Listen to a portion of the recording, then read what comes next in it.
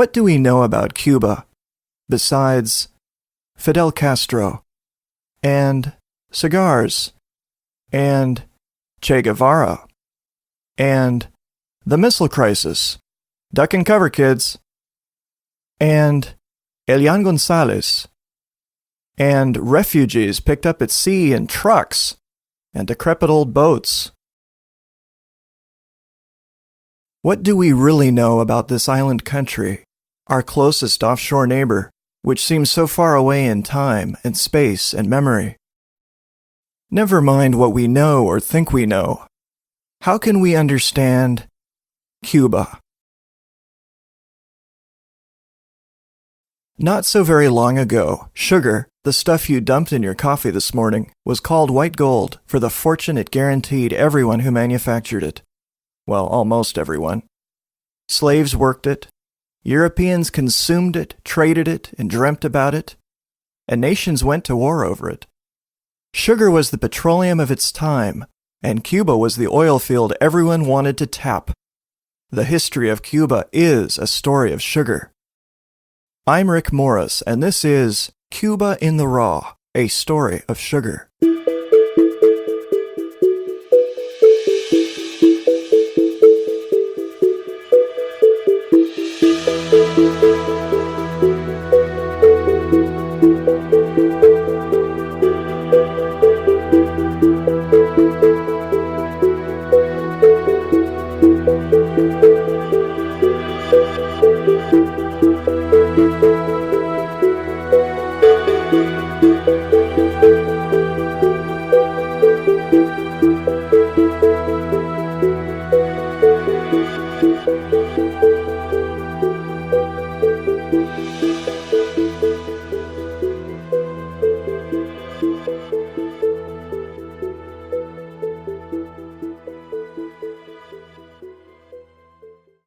Bueno, estos son plantaciones de caña.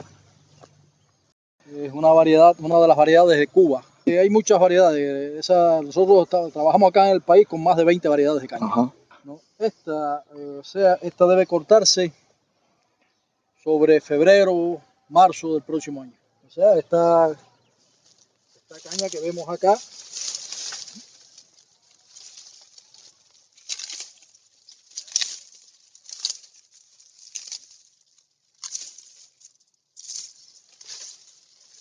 ese tamaño debe multiplicarse por 5 o 6, 2 metros, 2,20 de alto más o menos. ¿Cómo se siembra? Por esquejes. Se siembra por esquejes de 35 o 40 centímetros que tengan de 3 a 5 nudos. Los nudos son esta. Debe tener de 3 a 5 de estos espacios que es donde están las yemas, ¿no? Aquí. Eso es lo que llamamos nudo. Aquí sembró un solo plantón de caña y hay 3, 4, 5, 6, 7, 8, 9, 10, 24, 26, 28, 30, 31.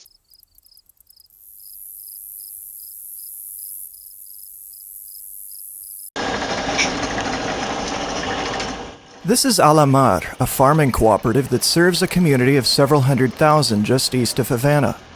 It's a hot day, and if this were Florida, they'd be selling fresh squeezed orange juice beside the road. But here in Alamar, they're busily cranking out guarapo. That's the Cuban name for fresh squeezed sugarcane juice. What was the name of this again? Today's customers at the Grove stand are American college students like Daniel, who's tasting guarapo for the first time. It's extremely sweet.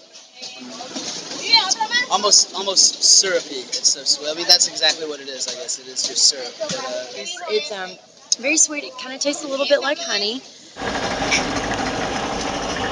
Sweet. It is sugar, after all. For centuries, cane juice was the lifeblood of Cuban existence. If you grew sugar cane and had a way to crush out the juice, you would become very wealthy indeed. But to harness that wealth, you needed brawn, and lots of it. Obviously, this is not one of the original crushers. The original guaraperas were muscle-powered. They were manned by adult and teenage male slaves. Some of them are gigantic, and this one's automated, so obviously it's a much easier task.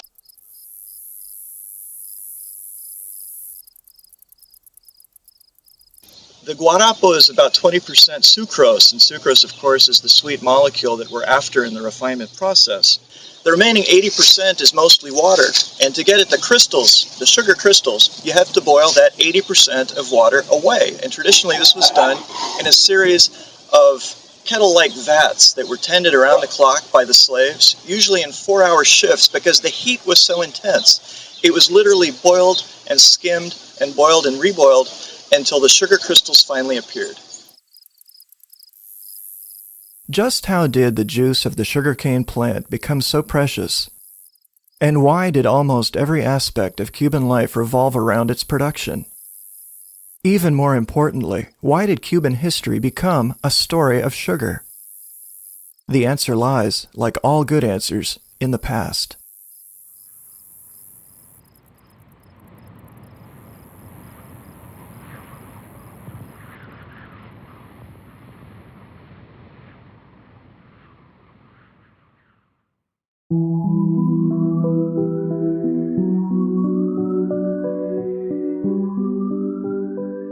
European eyes first gazed upon Cuba on October 28, 1492. Christopher Columbus, in the service of the King of Spain, went ashore on the far eastern edge of the island and was awed by what he saw.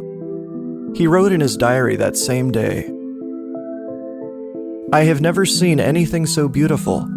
The country around the river is full of trees, beautiful and green and different from ours, each with flowers and its own kind of fruit. There are many birds of all sizes that sing very sweetly, and there are many palms different from those in Guinea or Spain. I took the small boat ashore and approached 2 houses that I thought belonged to fishermen. The people fled in fear. There were many fire hearths, and I believe that many people lived together in each house. I ordered that not one thing be touched, and thus it was done."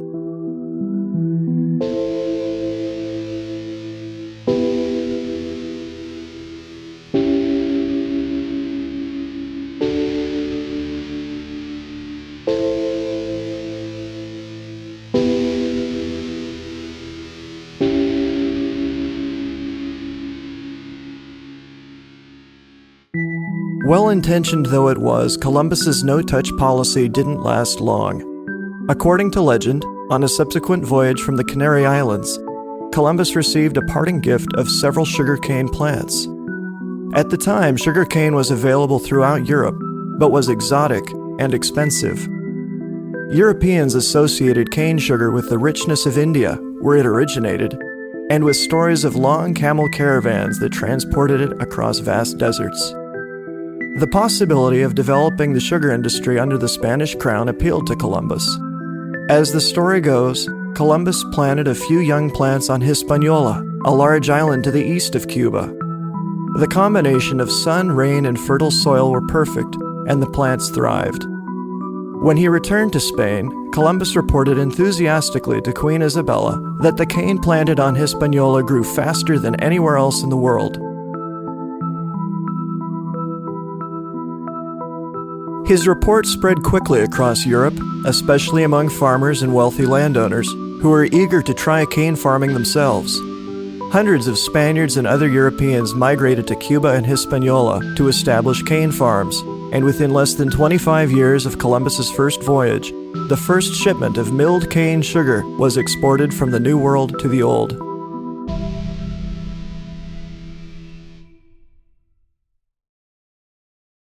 But cane sugar was not easily obtained. At the time of the Spanish arrival, the islands of Cuba and Hispaniola were largely jungle, unsuited to farming. To grow sugarcane, vast tracts of jungle needed to be cleared. Clearing the terrain was just the beginning. Almost every aspect of cane farming, from planting to harvesting to processing, was extraordinarily labor-intensive. It was clear to the early colonists that if cane farming was to be profitable, it would require tremendous manpower. For this manpower, they turned first to the Taíno natives. They established a system of encomiendas to distribute the available manpower quickly and efficiently. Under this system, a European was granted a parcel of land and a certain number of natives to work the land for him. In return for their labor, The encomendero was expected to provide free housing and free Christian education. When the Taínos resisted, the Spanish forces came down heavily, first on Hispaniola, then on Cuba. With few exceptions, the conquering Spaniards viewed resistance to their authority as treachery, and resistance to their religious faith as idolatry. History tells us of a Taíno chieftain from Hispaniola named Atue, who went ahead of the Spanish army to warn his Cuban Taíno brothers of impending enslavement. The Spanish captured Atue and had him burned at the stake.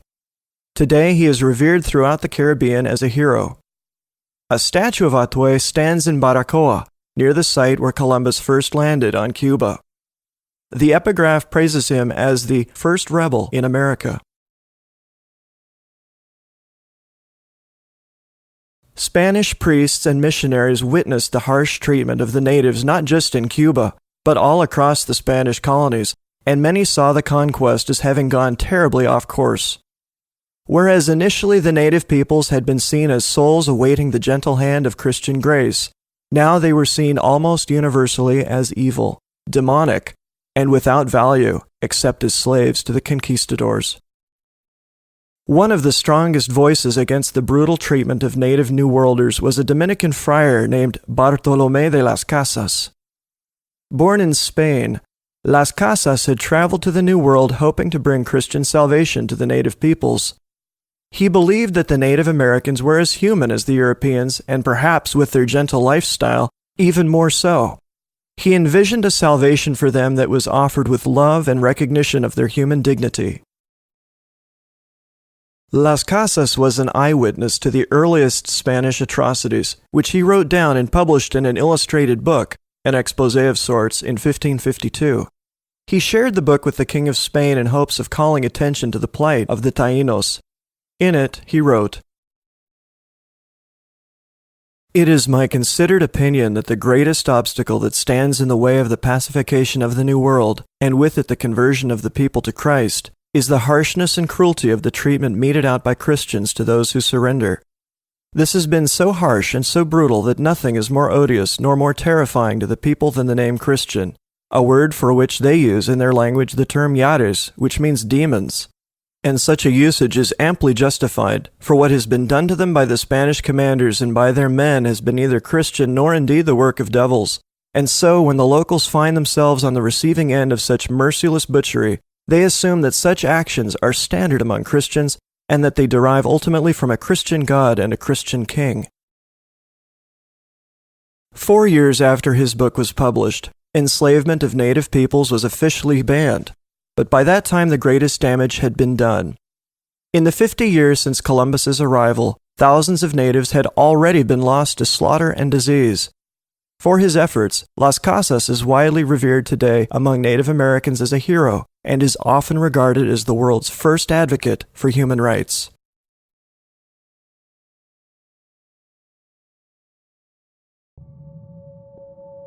But the Taínos weren't the only source of manpower tapped by the Spaniards to develop the sugar industry in the Caribbean.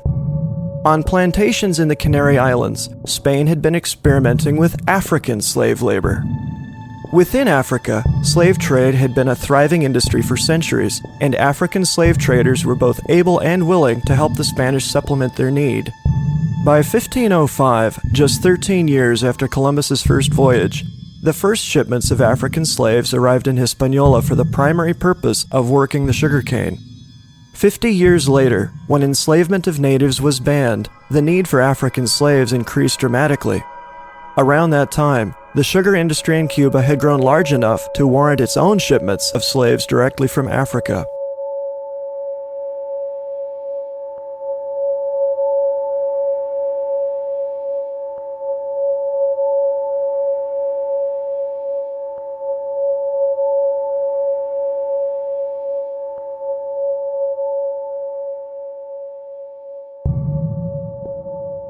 It's bewildering that Bartolomé de las Casas spoke out so strongly against the enslavement of the native peoples, but actually spoke in favor of the enslavement of Africans. He believed some form of slavery in the Caribbean was necessary, and he argued that since Africans were strong, resistant to disease, and worked well in the heat, they were well suited to the New World. Las Casas imagined the African slaves would work primarily in gold mines, then, when the gold ran out, switch to simple agriculture. But gold turned out to be quite scarce in the Caribbean, so most slaves ended up working on cane plantations under conditions much harsher than Las Casas envisioned. Las Casas resigned as Bishop of Chiapas and spent the rest of his life trying to convince the King of Spain that any form of enslavement was unjust. This time, his interventions had no effect. Every slave imported to America was taxed 2 ducats, or the equivalent of about 90 modern US dollars, and this tax had become a valuable source of royal revenue. Furthermore, the sugar industry and the slave trade fueled each other and would have been hard to prise apart without major economic repercussions. The King of Spain did not change his mind.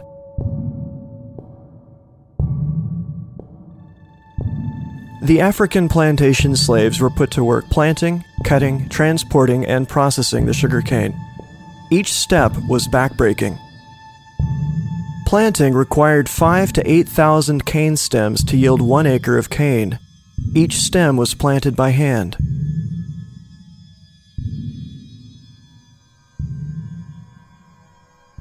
"15 months after planting, the first crop was ready for harvest. The mature cane fronds were razor sharp and easily lacerated exposed skin. The stalks were thick and had to be cut with machetes, so injury was common. Cutting was so physically demanding that heart attack and heat exhaustion were common, even among the fit. Once the cane was cut, it was gathered and loaded onto horse carts and transported to the mill, where it had to be processed immediately before it spoiled.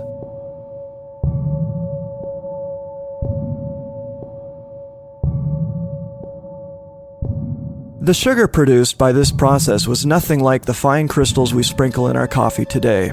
In Spanish, the unrefined product is called panela. From the beginning, panela was compressed into large blocks, sometimes shaped like small cones, for transport. To be used, the blocks had to be cracked with an axe or hammer, then trimmed with pliers into smaller pieces. Some countries, such as Colombia, still produce large quantities of panela for day-to-day consumption. Throughout the 1500s, the sugar industry in Cuba grew rapidly, and the slave population kept pace. By 1570, most of the 270 European families settled in Cuba operated sugar mills. As the slave population grew, slave owners, who in some areas were outnumbered by their slaves 10 to 1, took measures to keep their slaves in line. From the very beginning, rebellions were commonplace and swiftly put down. Slave owners were only too eager to make an example of a troublemaking slave, and punishments tended to be public and severe.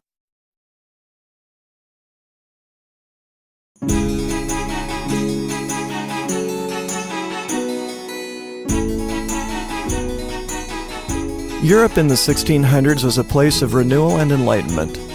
This was also the century when Europe developed a sweet tooth. Since Columbus's voyages, the price of sugar had fallen by more than half, making sweet pastries and candies all the more affordable to ordinary Europeans.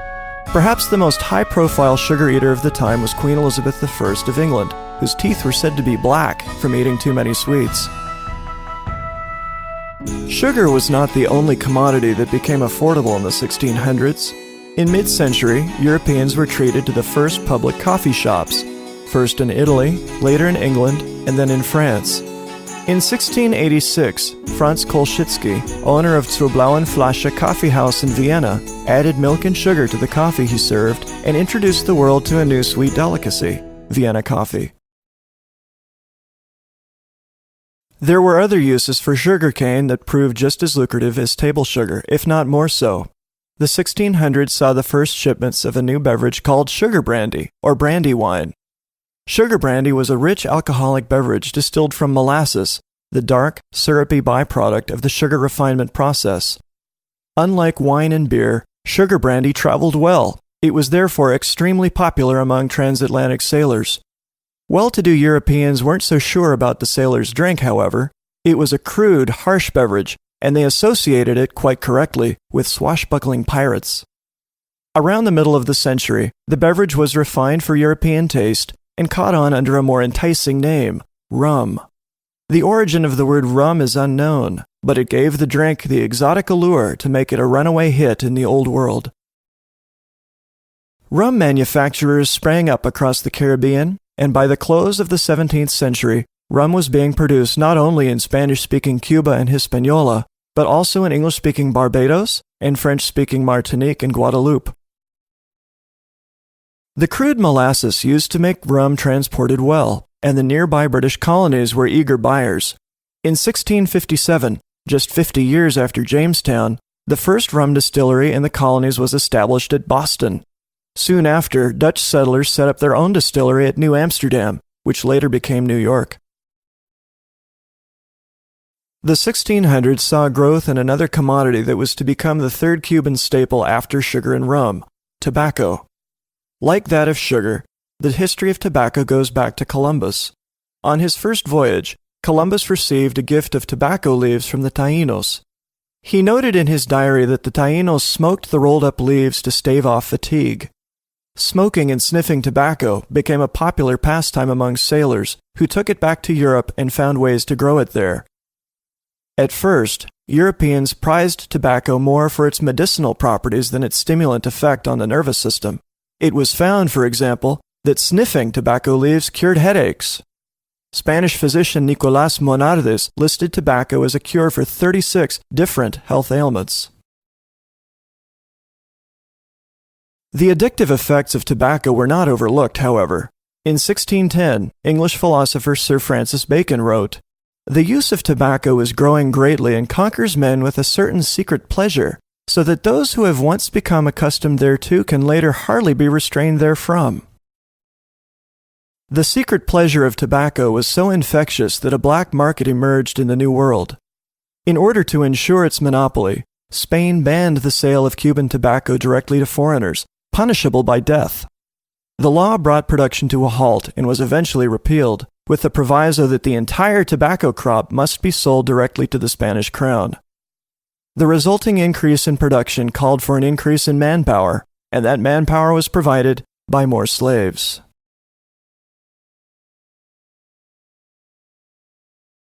The 18th century brought Spain into confrontation with a new adversary, Britain. Britain, too, had a stake in the New World, though it had gotten a later start. Since the establishment of Jamestown in 1607, Britain had settled much of the eastern coast of North America, though Spain controlled Florida. In the northern colonies, the land was only marginally fertile, and farmers generally worked their own farms to fulfill their own immediate needs. In the southern colonies, however, the land was highly fertile, and the climate well suited to crops like tobacco, cotton, and sugarcane. All of these required large-scale operations to be profitable, so it's unsurprising that the southern colonies developed a slave-powered economy similar to Cuba's. Like Spain, Britain was restless in its quest for new territory. It had established key settlements on Barbados and the Bahamas, as well as throughout the Caribbean, and it had already ousted Spain from Jamaica and the Caymans.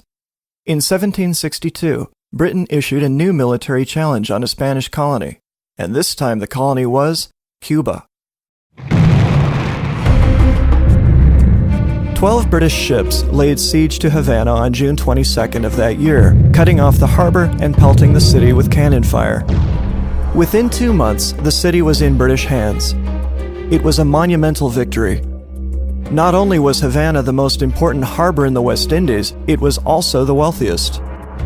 The British invasion of Havana brought in nearly 2 million Spanish pesos in currency and an additional 1 million pesos in merchandise. The victory in Cuba marked the end of Spanish control of the seas and the start of British naval supremacy.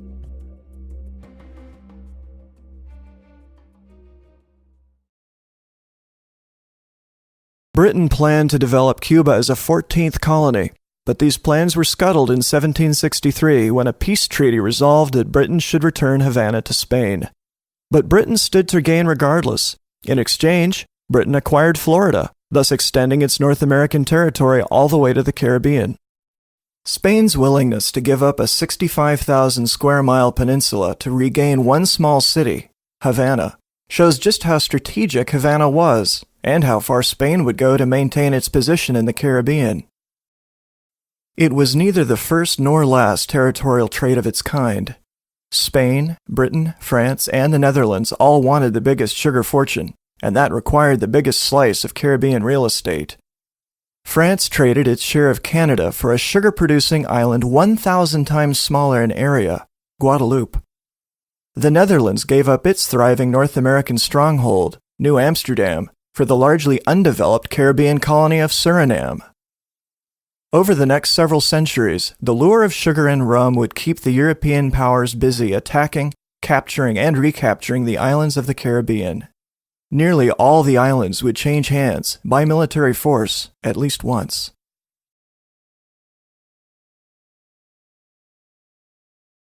The British occupation of Havana lasted only a year, but it left a permanent imprint on Cuban commerce.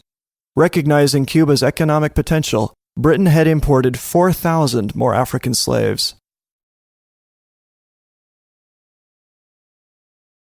20 years later, Britain lost the American Revolutionary War and lost Florida back to Spain. Another 20 years would pass before a newly formed country, the United States of America, would renegotiate ownership of Florida, this time acquiring it from Spain in exchange for $5 million and a renunciation of claims to Texas. Obviously, that's another story. These territorial shifts repositioned Cuba first as a British trade partner, then as an American one, at the same time distancing Cuba economically from Spain. Cuba saw in the United States a new neighbor ready to do honest business. Cubans found inspiration in the success of the American War of Independence, a first in colonial history. Many believed that if the British colonies could break away, others could as well. To the east of Cuba lay the island of Hispaniola, controlled in the east by Spain and in the west by France. The natives called the island Haiti, which in the local language meant flower in high lands. 3 years after U.S. independence, an African slave named Toussaint Louverture took up arms against the French government of the western colony of Saint-Domingue. Louverture proved himself to be an adept military commander and skilled orator, good at rallying popular support. His mission, to eradicate slavery from the island. In a historic address typical of his statesmanship, Louverture proclaimed, "Brothers and friends, I am Toussaint Louverture. Perhaps my name has made itself known to you. I have undertaken vengeance. I want liberty and equality to reign in Saint-Domingue. I am working to make that happen. Unite yourselves to us, brothers, and fight with us for the same cause. Your very humble and obedient servant, Toussaint Louverture, General of the Armies of the King, for the public good."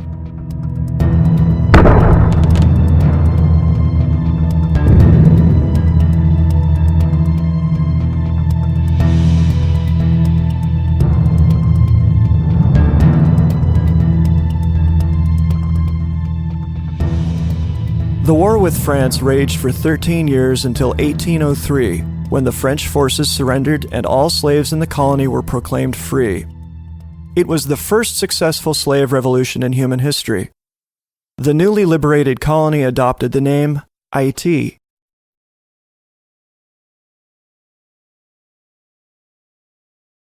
Following the Haitian Revolution, many slave owners fled to neighboring Cuba, where slavery was alive and well.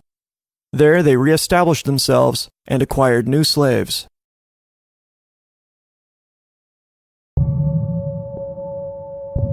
By the close of the 18th century, Spain was failing miserably as a colonial power. It had lost naval supremacy, yet still it controlled Cuba, and therefore a large portion of the world's sugar.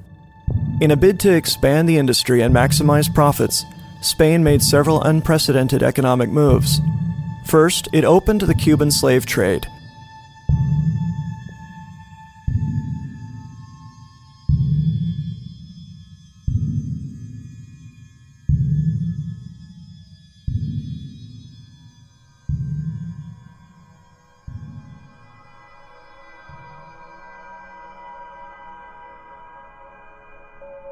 In 1770, Cuba was home to about 39,000 slaves, about a quarter of the total population of the island.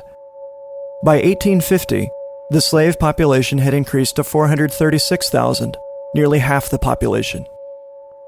Slaves had become the most important cog in a perfect economic machine. Sugarcane was made into rum, rum was used to buy slaves, and slaves harvested more sugarcane.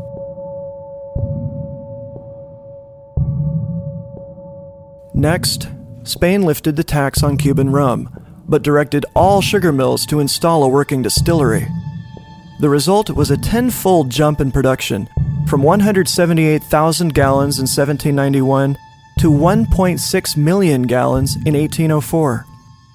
Over the next 60 years, the figure nearly tripled again to more than 4.5 million gallons.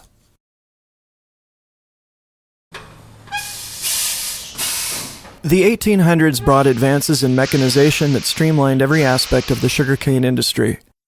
Steam-operated crushers and evaporators were introduced in 1818. In 1846, an African-American inventor from Louisiana named Norbert Rillieux patented a device that harnessed and reused much of the heat energy released in the refinement process. His device used a system of vats under increasing vacuum, each one heating the next. The automation of tasks greatly simplified labor, increased efficiency, and reduced costs.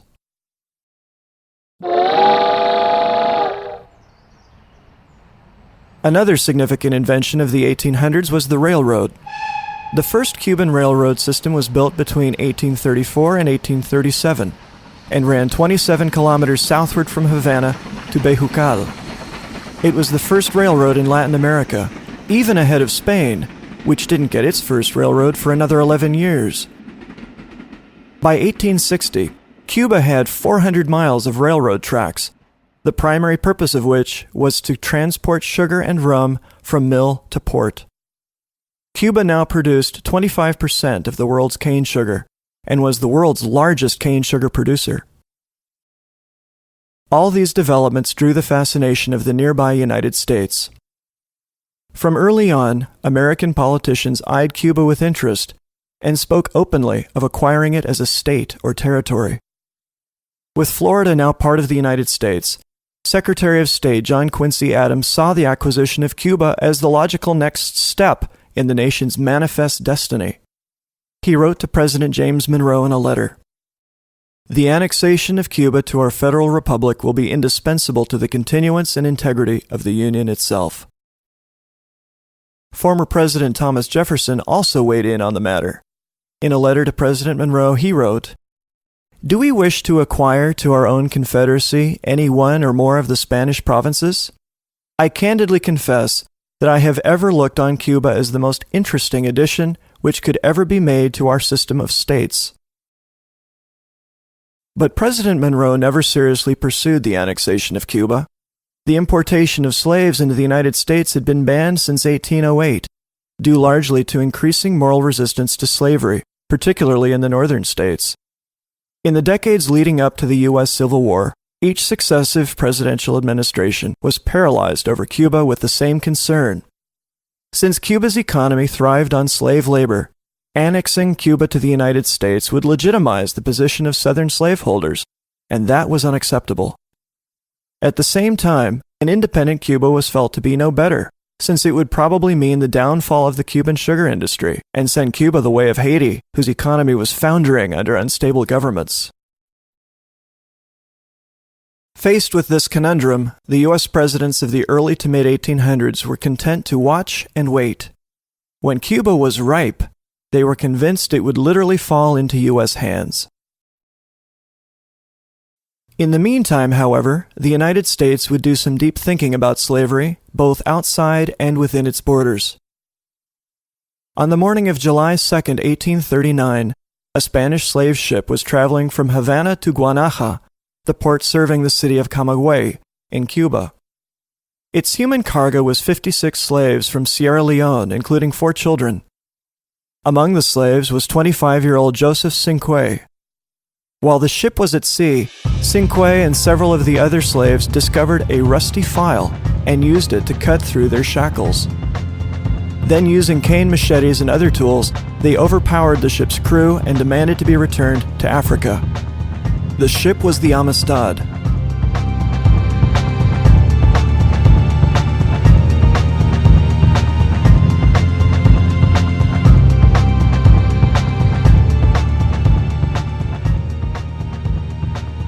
Instead of heading east toward Africa as the mutineers commanded, the ship's navigator headed west toward the American coast. The Amistad was discovered off New England, and its occupants were taken into custody by American authorities. When Spain caught wind of the intervention, it immediately demanded the return of the slaves, which it claimed were the property of Spanish buyers.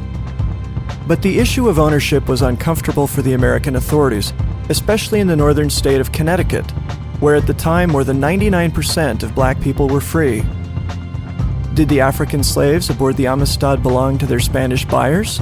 Or had they been illegally abducted, in which case they belonged to no one and were free to return home? The question was debated all the way to the U.S. Supreme Court. Former President John Quincy Adams took the case and argued in favor of freedom for the slaves. He declared, "The moment you come to the Declaration of Independence, that every man has a right to life and liberty, an inalienable right, this case is decided. I ask nothing more on behalf of these unfortunate men than this declaration."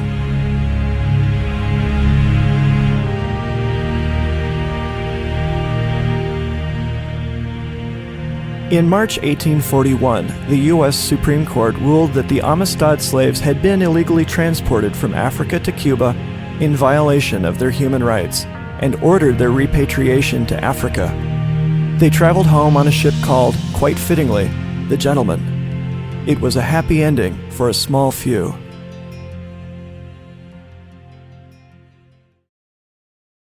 In 1860, the United States elected Abraham Lincoln as president. Among Lincoln's initial goals was the containment of slavery to states where it already existed. He would eventually advocate for the abolition of slavery in all states. The year after his election, 7 southern states announced their secession from the Union, thereby precipitating the American Civil War. It was a war fought primarily over the right to own slaves, and a war in which the abolitionist cause would ultimately prevail. In 1865, with the passage of the 13th Amendment, the United States of America freed all slaves within its borders.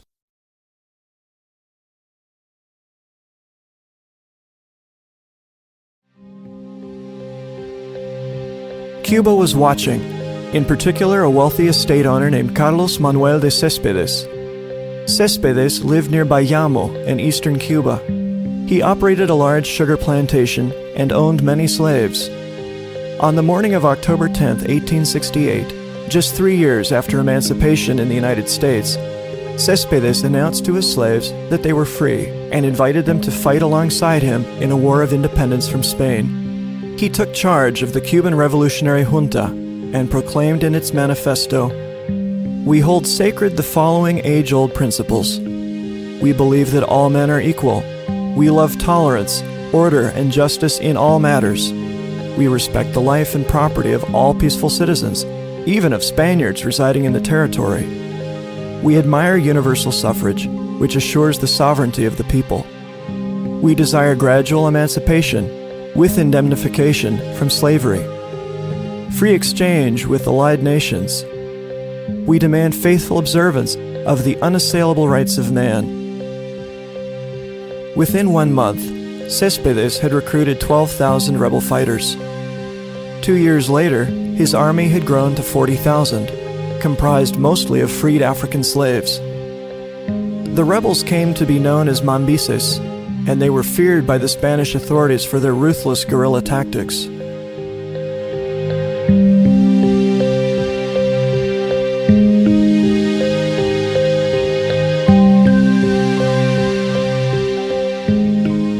Though the Cuban independence movement garnered much popular support in the impoverished East, it never made headway in the wealthier West, and the war effort slowly fell apart. Within 5 years, the Mambises were on the retreat, their activity limited to just 2 eastern provinces, Oriente and Camagüey. By 1878, the revolutionary government was dissolved and peace talks with the Spanish began. After 10 years of war with Spain, it appeared that Cuba's dreams of independence were dashed, and perhaps they would have been, had it not been for a vibrant young poet and philosopher named José Marti. José Marti was born in Havana to Spanish immigrants and was well schooled. From an early age, he showed deep conviction on racial and social issues. He was especially vehement in his opposition to slavery. When Marti heard the news of Abraham Lincoln's assassination in 1865, he mourned openly with his schoolmates. He was 12 years old at the time. A year after the war broke out with Spain, Marti, now 16, began publishing political writings in a newspaper called El Diablo Cojuelo. That same year, he also published a dramatic poem in his own newspaper, La Patria Libre. His most famous political poem was a sonnet, also published that year in his high school paper. Later that year, the Spanish authorities arrested Marti for treason, alleging a connection to the Mambises. He confessed and was sentenced to 6 years in prison. After 2 years, however, he fell ill and the authorities sent him to Spain, where he was permitted to continue his university studies. While in Spain, Marti earned a law degree specializing in civil rights. When he was 25, he returned to Cuba and went to work as a schoolteacher. But within a year, he had once again fallen on the wrong side of the authorities for conspiring to overthrow the government, and he was re-exiled to Spain. But Marti was hard to keep away from his beloved Cuba, and he quickly found his way back to the Americas, this time to New York City, where he found work as a newspaper correspondent. At the same time, he wrote several volumes of poetry, much of it political, and developed the philosophical impetus for Cuba's final struggle against Spain.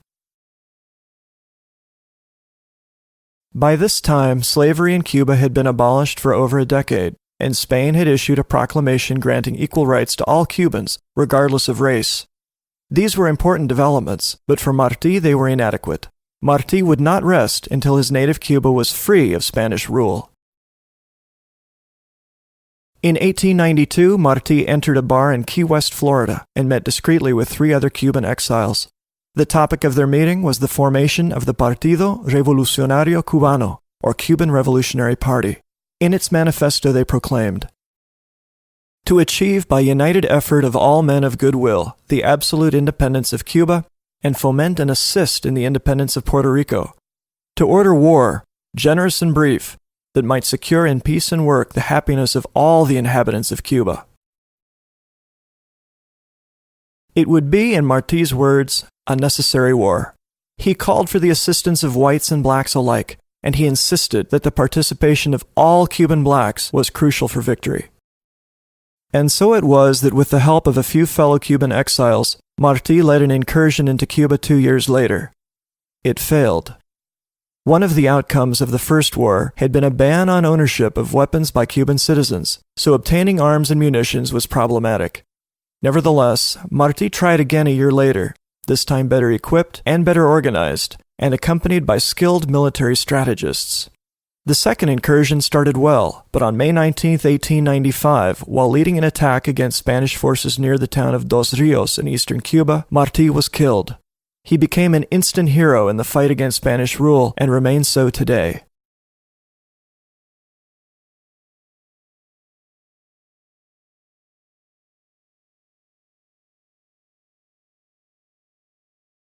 The renewed war in Cuba did not go unnoticed in the United States, where popular disapproval of the war was high. Nevertheless, in 1895, President Grover Cleveland affirmed that the United States would remain neutral in the Cuban War and not support the rebels. A year later, he tweaked his position and urged Spain to grant independence. He received no response, but the following year, a war-weary Spain finally offered Cuba limited autonomy. The Cuban rebel government rejected the offer, preferring to achieve full independence on its own terms. In 1897, the United States inaugurated a new president, William McKinley. To the post of Assistant Secretary of the Navy, McKinley appointed a young, energetic Theodore Roosevelt. Roosevelt was a war enthusiast, though he had no military experience of his own. He was described by the New York Sun as irrepressible, belligerent, and enthusiastic. Roosevelt spoke openly of war as a testing ground for American chivalry, at one point saying, I should welcome almost any war, for I think this country needs one. The next year, largely at Roosevelt's urging, President McKinley dispatched the battleship Maine from Key West to Havana to protect American interests there. The Maine was a state-of-the-art warship for its time. She was 324 feet long and 57 feet wide, and carried a crew of 355 men. On February 15, 1898, at around 10 p.m., while moored off Havana, the Maine mysteriously exploded and sank to the bottom of the harbor within minutes. 261 servicemen perished.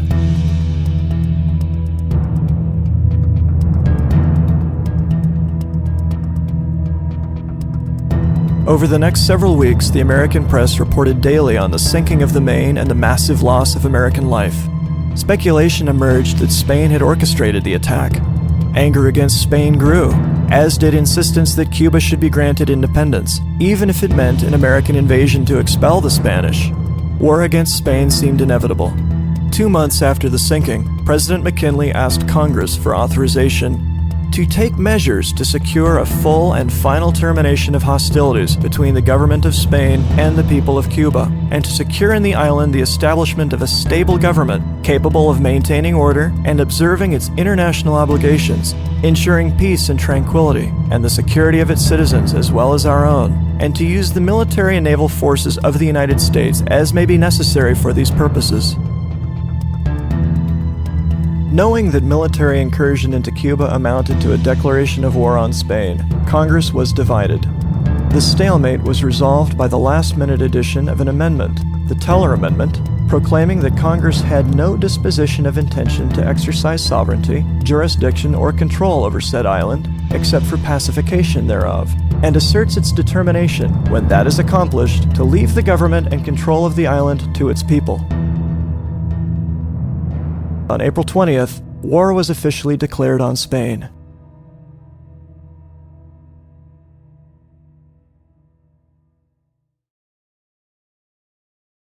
The war that became known as the Spanish-American War lasted just 4 months. It was a war fought on multiple fronts, across the Caribbean as well as in the Pacific. By August, Spain had surrendered to the United States, and in December, hostilities ceased when the country signed a peace treaty. Under the treaty, Spain was required to give up Puerto Rico and Cuba in the Caribbean, and the Philippines and Guam in the Pacific. Less than a year after the sinking of the battleship Maine, Spain officially relinquished Cuba to the U.S. Armed Forces.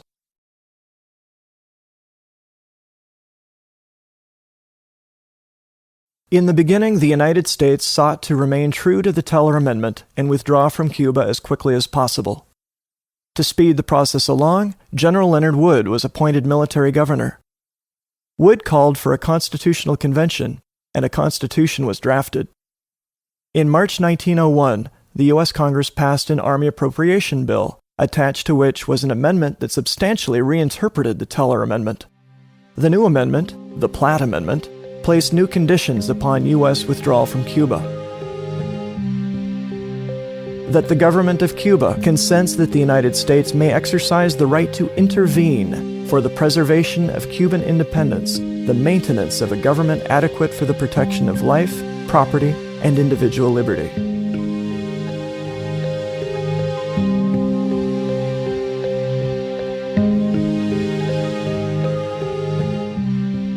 The conditions of the Platt Amendment were incorporated into the final version of the Cuban Constitution later that same year, and an announcement for presidential elections and public offices was made. Among the candidates for presidency was Tomás Estrada Palma, a veteran of the 10-Year War and former friend of José Marti. Estrada had lived many years in exile and was a United States citizen. A second candidate, Bartolomé Massó, had greater popularity than Estrada, but was against the Platt Amendment. To put pressure on Massó, General Wood appointed 5 Estrada supporters to the Electoral Commission. Sensing that the election was likely to be rigged, Massó withdrew his candidacy, and Estrada ran unopposed.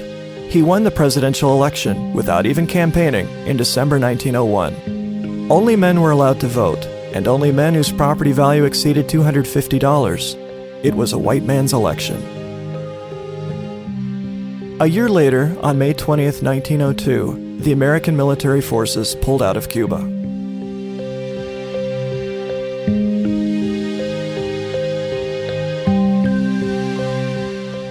Four years later, Estrada was elected to a second term, but his re-election was disputed as corrupt and violence broke out. Under the clerical authority of the Platt Amendment, the U.S. Marines were sent back into Cuba, this time under the command of General Wood's lifelong friend Theodore Roosevelt, now President Roosevelt. This time round, Roosevelt was not pleased. He declared, "I am so angry with that infernal little Cuban republic. All that we wanted from them was that they should behave themselves and be prosperous and happy, so that we should not have to interfere. And now, lo and behold, we have no alternative save to intervene." Over the next 20 years, the United States returned to Cuba 3 more times, each time under the unchallengeable authority of the Platt Amendment, each time with the stated goal of preserving peace. In 1912, President Taft sent the armed forces to quell an internal revolt.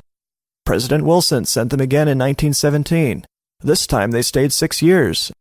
Calvin Coolidge sent them a 4th time in 1924.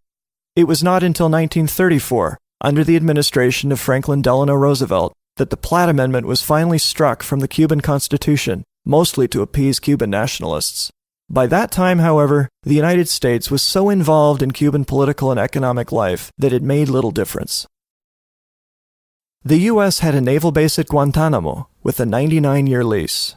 American entrepreneurs and corporations owned 75% of Cuban sugar interests and most of the mines, railroads, and public utilities. Since 1903, the United States had granted Cuban sugar imports a favorable tariff, thereby guaranteeing Cuba a healthy slice of the American sugar market.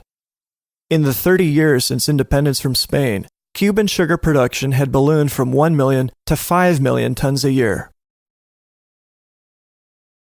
Satisfying the American need for sugar was lucrative but also risky.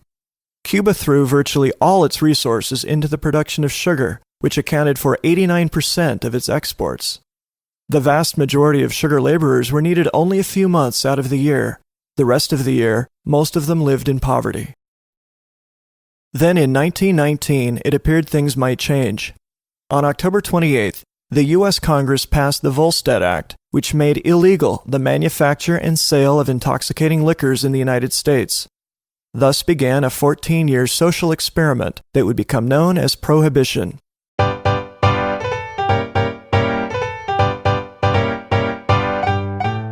Prohibition introduced a subculture that was as resourceful as it was defiant. Thirsty Americans soon eyed Cuba as a different kind of tropical paradise, one where they could escape the shackles of prohibition and let their hair down. American thirst for booze was intensified when the Bacardi Company, in business since 1862, ran ads in American magazines inviting them to come to Cuba and bathe in Bacardi rum. Americans flocked southward. The steady stream of American revelers through the Roaring Twenties was good for business both in Cuba and the United States. In Cuba, the Bacardi Company opened a new state-of-the-art rum distillery to keep pace with the increased demand. In the United States, an enterprising aviator began seaplane service between Key West and Havana. It was the first scheduled air service between the United States and another country. Pan American Airways soon joined in the action. Americans in search of offshore alcohol were neither discerning nor demanding. They wanted liquor and nightlife, and the restaurants, casinos, taverns, and bordellos of Havana were happy to oblige them. José García Albial, a Spanish immigrant, converted his Havana restaurant into a bar that became one of the most celebrated watering holes in Caribbean history. Its name, Sloppy Joe's. Many classic cocktails were invented in Havana during the rum-soaked Prohibition period, including the Flamingo, the Mary Pickford, and the El Presidente. All were famously stiff and intoxicating. Hoping to cash in on the bottomless American thirst, Cubans took out bank loans to buy, build, or expand sugar mills. The price of sugar was at a record high, 23 cents a pound, and Cuban planters aimed to drive it even higher by withholding part of their crop.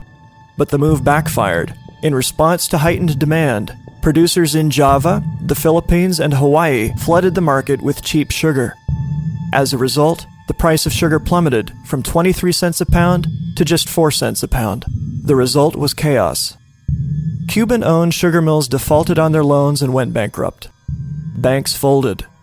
The U.S.-owned mills, whose loans were more secure, fared better. Within 2 years of the sugar crash, a quarter of Cuba's sugar mills changed ownership, most of them acquired by American individuals or companies. Around the same time, land prices plummeted, and American interests began to buy up real estate, much of it in prime urban locations. No doubt this surge of American investment brought relief to many Cubans in the short term, but it did little to promote the economic health of Cuba as a newly independent country. Cuba at the time was the world's leading producer of sugar, and little else. It devoted virtually all its resources to producing sugar, and it sold more than 80% to the United States. This gave the United States godlike control over the Cuban economy, for better and for worse. And worse was yet to come.